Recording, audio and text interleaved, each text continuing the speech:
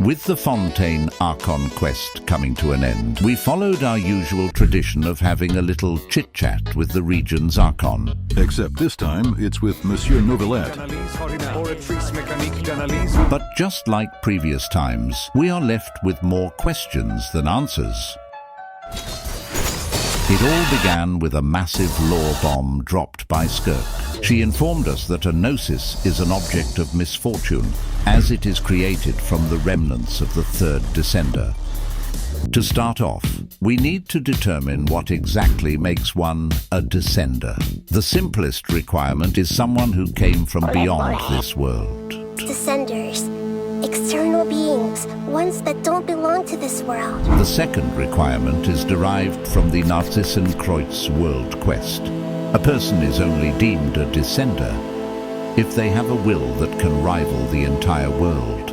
In simpler terms, descenders have the power to impact the world, be it through creation, sustenance, protection, or destruction. Hence, the heavenly principles are regarded as descenders, originating from beyond the world and responsible for the creation of Tivat itself. The final requirement of a descender is observed by 𝙳𝙳𝙳𝚲𝙗. Descenders are exceptionally element compatible, as the traveler is capable of using elemental powers without the need for a vision.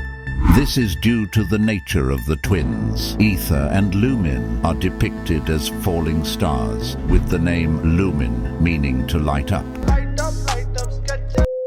On the other hand, Ether is a concept representing a hypothetical substance thought to fill the celestial realm. In Greek mythology, Ether is the personification of the bright upper sky. In essence, the twins are celestial beings with a profound connection to the light element. Well, we have to speak about the properties of light. Light can refract into countless colors, but people stop at 7 because they're too lazy to count. Perhaps the elements are like that too. In other words, light is inclusive of all elements, and it makes sense for a celestial being of light to be compatible with the 7 elements since they are derived from light. This also applies to the heavenly principle, who hold various titles such as usurper king and 𝙬𝙗𝑠. In Greek mythology, 𝙬𝙗𝑠 is not only the god of creation, but also the god of light. Therefore, he is compatible with the 7 elements, thus fulfilling the 3 requirements of a descender. In Before Sun and Moon, it is stated that the primordial one created 4 shining shades of himself. However, the term shining shade is inherently paradoxical, because a shade is typically formed due to the obstruction of a light source, resulting in a lack of light. On the contrary, the term shining implies the emission of light. These 2 characteristics appear contradictory and cannot coexist. However, in the description of tranquil starlight it says, "Who can imprison starlight? All that will be left is shade."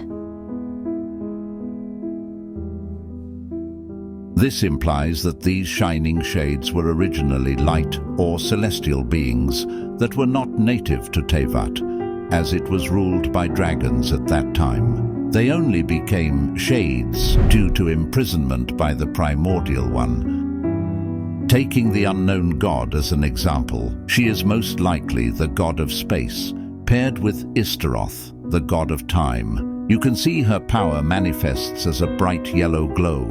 However, it appears tainted and obstructed by black shading. Alongside her curse-like arms covered in black cubes, this black element may be the force imprisoning her original starlight. Hence, she was forced into the role of a shade and claims the title Sustainer of Heavenly Principles.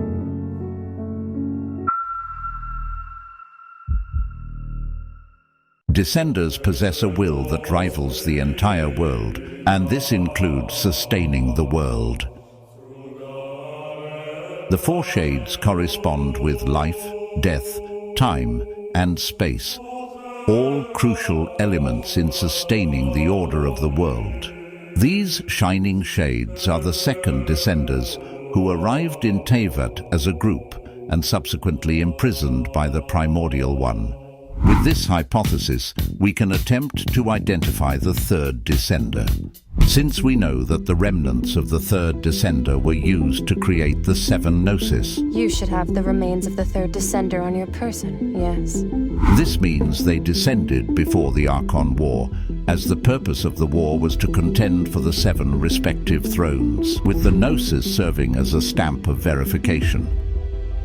Severely wounded in the Great War of Vengeance, the usurper had their functions ruined and could no longer use their absolute authority to suppress the original order of this world, to continue to subdue and control the resentments and loathing of the world. The usurper and one who came after created the gnosis together.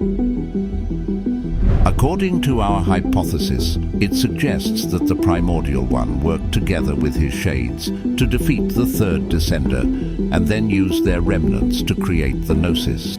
This event occurred during the War of Vengeance, where Nibelung sought revenge against the usurpers. According to Apep, Nibelung was defeated when the usurpers first came to Teyvat. Refusing to succumb to the heavens, he ventured outside of Teyvat in search of powers that could defeat the heavenly principles.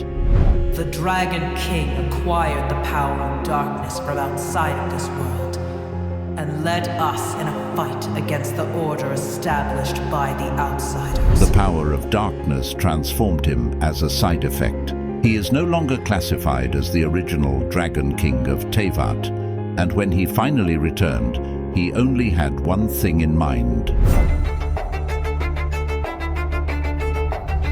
An unimaginable war took place in Teyvat, causing destruction on an unprecedented scale. The world itself was on the verge of collapse. Hence, Nibelung was classified as the third descender due to his will of destruction. Also due to the unique traits of dragons, they are naturally element compatible as they originate from the light realm. Additionally, dragons have the ability to be reborn, exemplified by 𝙳𝙴𝚂𝙲𝙴 being the hydro dragon that's reborn in human form.